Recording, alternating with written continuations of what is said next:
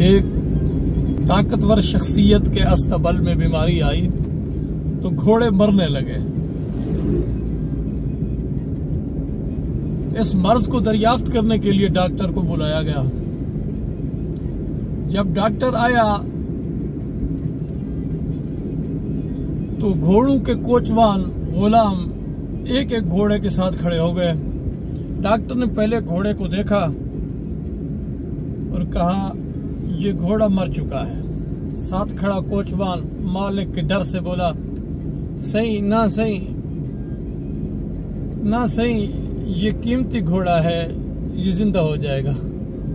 और दूसरे घोड़े की तरफ डॉक्टर गया, वहां पर भी उसने देखा तो घोड़ा मर चुका था। उसने कहा घोड़ा तो मर गया है। दूसरे कोचवान ने भी यही बोला।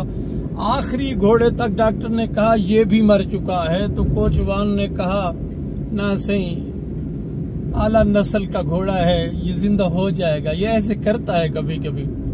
तो डॉक्टर ने तमाम कोचवान गुलाम कोचवानों को बुलाया, इकट्ठा किया। उसने कहा बात सुने, अगर ये मुर्दा घोड़े जिंदा हो गए तो आपकी नस्लें इनकी गुलाम कोचवान होंगी और मुझे मर्ज की तशखीस पे मारा जाएगा।